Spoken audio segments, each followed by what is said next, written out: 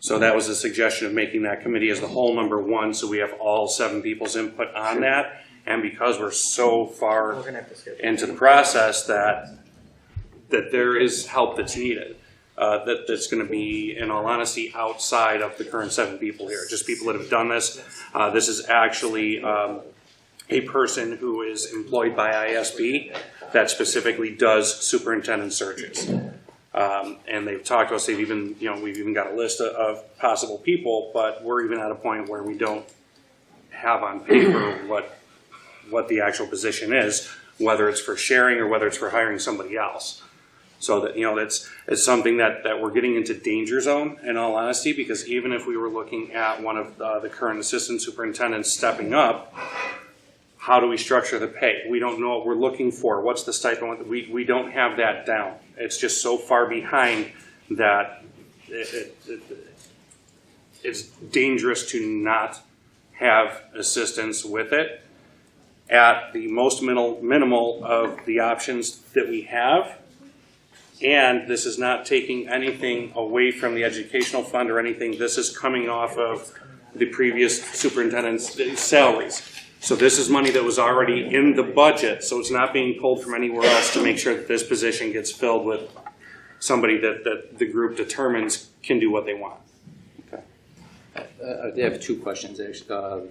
First question is, so by committing to the service, we're still in hopes to find a full-time superintendent. That's our, right. By committing to this. The concern of the ad hoc committee, when we first 3 meetings that we met, we felt we didn't feel comfortable that we were going to tap into a resourceful pool of candidates being this late in the game. So that's when we were toying with some different ideas, right? Maybe asking if any of the neighboring schools would share a superintendent with us for a year. Word has gotten out on the street that Dr. O'Malley is leaving. People have been emailing Tim saying, hey, I heard from another superintendent who knows this superintendent that you guys are looking for somebody. I'm retiring from my school district. Here's my information. If you're interested, let me know. And even news. So we're getting that information. So it's just, we're running up against the wire, and that's the piece that, and again, I've been through it twice, but I've been through it twice using the firm, and they handle everything from A to Z.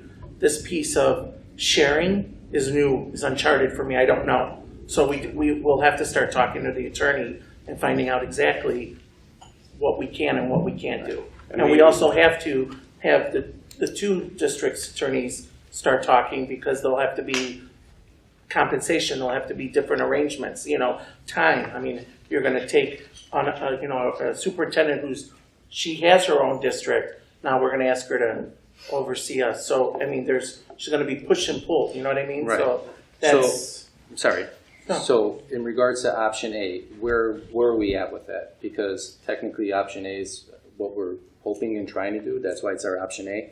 Where have we left off with that? Well, currently we discussed that it is the most beneficial. It's somebody that knows the neighborhood, that knows the families, that knows everything around.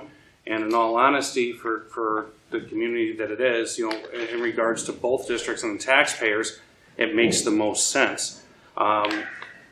There's been nothing else to my knowledge on paper other than, we talked about roles and responsibilities, but nothing in a matter of compensation or how many days, do we want this person in the building or checking on the school? Or the way we did the committee was we wanted everything to be a consensus. Okay, so we didn't want it to be a 2 against 1. We wanted everybody to agree to move forward. And it is not, and it has not moved to a point. I mean, how can we ask somebody if they can do a position if we don't know how many days we want and what we're willing to pay? And that's why we need, to make it a committee as a whole. So where everything, if this was a year down the road and we were doing this, I would have full confidence that the lawyers can work it out and the districts can figure it out. I'm just stressing this in a matter of the what if, because we can't be at, June 6th and find out that the lawyers don't agree without having something of a backup plan of somebody helping us to get this filled. And even with that, even if it happens to be one of our assistant superintendents stepping up, again, there is no job on paper. We don't even have an ad for what this part-time interim would look like. because we don't know what it is. So hopefully everything can progress now with the committee as a whole, which goes to majority vote to roll it through. But there is no safety net. We're talking a minimal cost, approximately $7,900 versus other firms that were $15,000.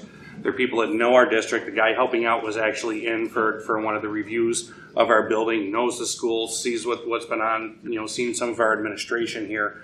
And, and this would go through as well, looking at, let's say option A works out and we get through 1 year and now we want to say, okay, we need to look at this further. Do we look at doing a 2-year, 3-year, 5-year agreement with 234? This is something that's still through that process, that they'll help through the process with everything they can until it comes down to strictly our lawyers. So it's even looking down the road. It's not here's one fee and here's one fee. It's literally we can use this for almost 1.5 years to progress into what we're looking for the future. Okay. Going back to option A, do we currently have a job description for the superintendent? We do. Okay. We have the roles and responsibilities that we went through the last meeting. And if you open your book, look for the tri-folded pamphlet that's in here. This is what we used when I say we, the old board, we sat down and said, these are what we're looking for in the candidate to be our superintendent. So interpersonal skills, leadership, and then there's some descriptions underneath. So basically, this is what the pamphlet would look like for us 7 looking for our next superintendent, maybe making some modifications to some of these different things. Sure, but currently we do not have one for District 80, a job description that we've All we have created. is just what we use for evaluating Dr. O'Malley, his roles and responsibilities. That's it. Okay. Being this is a unique situation with another superintendent overseeing, maybe we should create some expectation and goals. Well, we're with going to him. have expectations because obviously, one thing that near and dear to my heart is obviously, we just moved, we pulled out of the cooperative, right? And we have an in-house program now that, we're moving in the right direction there. So, we need to find somebody that's going to have a deep understanding of at least running or managing, Sure. our in-house, LASIK program or whatever we're calling it. The curriculum, making sure that, whatever materials we need to keep on the right track with the curriculum is what we need to follow. And then, there's a whole bunch of other things, the fees, there's residency checks, there's certain things, and maybe an interim wouldn't do, right, because they're only here for a short period, but a full-time superintendent, they're gonna be doing all of those, so, yeah, we'd have to create some, and that's why I believe we should make this a committee of the whole, and we can all come to a consensus of what we're looking for in that leader. Anybody else? Really quick. Sure. So if 234's lawyer and 80's lawyer begin some negotiation and we're coming right up on July 1st, couldn't they also come up with a monthly, just a month or two agreement to get us? We'd There's have a to lot ask. iron out. We'd have to There's a lot ask. to iron out, so. That would be the attorney, and where it comes down to the attorney, it is to put it in the simplest terms. Let's say that we have communication with Jennifer Kelsall and everything looks good on her end. She presents to her board. We're on page. Their board says okay. Our board says okay. As it comes down to the legalities, and this is the importance of the attorneys with this, it's an intergovernmental agreement because it's 2 separate taxing bodies at 2 separate rates. And sometimes it could be a simple line that throws off saying, well, my side don't agree to this, but my side agrees to this. And we're talking in a matter of days. So, any amount of help that we can get is what I'm pushing for, because if we had 6 months, 8 months to work on this, I'm sure they can figure it out. But we have to be mindful as well that you're looking at, approximately $450 an hour for attorney fees from 2 districts. We're costing the community almost $900 an hour to go through this, which is a goal, because all in all, it's going to save them money, so it makes sense. But we can't leave ourselves in a what-if situation. There needs to be a backup, and it could be something as simple as one line, as you see in your regular daily jobs. 2 sides and 1 line doesn't come out, and it might take you a week to figure that out and agree to that line. So I'm just looking for I'm just looking for that safety net. Just what Frank is, one of the things that I think Frank's alluding to is before the attorney can't act outside of the parameters of the Board of Education. So you can't send your attorney to another attorney unless the board has agreed to what they expect. And that's typically what takes place. And so you have to determine like, what are your goals as a group, and then the attorney will move forward. So just be aware that they can't work outside of your parameters. Okay? And basically, whether or not 234's superintendent, let's just say it goes this far, if they feel they're going to be compensated enough to make it through, even if they fail, okay, let's do a couple of months, and we at least agree to this for a couple of months. And we can keep ironing out details, terms between our lawyers, but those are good steps that are just as substantial as, I mean, I need 2 lawyers negotiating here to take a month. But if there's good faith between 234 and us, I can see both parties at least saying, we can agree to this for a couple months, and we'll keep working on it. Hopefully if it gets that far, and I'm an optimist, I think very possible. You've had more communications with Dr. Calzo, correct? I've had one. One with her. Yes. And did she seem that she could handle it, that she was willing to do it, that she wanted to do it? I mean, did she have any stipulations to put out before that I wasn't going to do this or that? I certainly don't want to speak for her, and I don't want to speak for their board either. I am under the impression that when we come with a set of what we're looking for and some what we're specifically asking their district, they will review that. Their board will review that, and if their board, along with Dr. Kelsall, believe that those can be met, then the negotiations or the talk would then take a step in furtherance.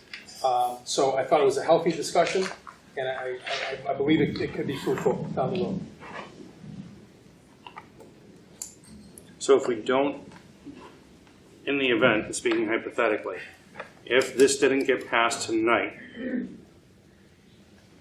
what would we do for the input from the stakeholders?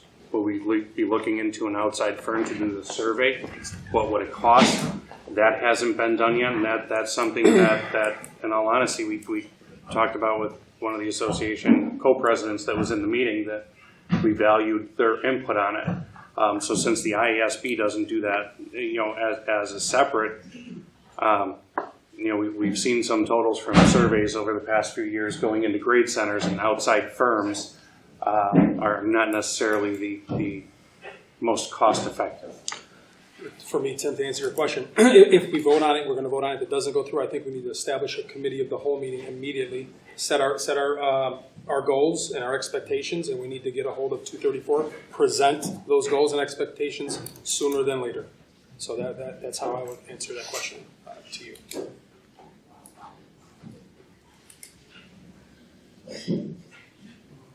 May I get a roll call? Okay, can I get a roll call? Mr. Ludston? Yes. Mr. Bellafiore? Yes? Mr. Trabuzio? No. Mr. Mazzano? No. Mr. Berardi? No. Mr. Palazzo? No. Mr. Biondo? Yes. So motion didn't pass. Okay, good. So motion did not pass. So what we need to do is establish a committee of the whole for the campus superintendent ad hoc meeting.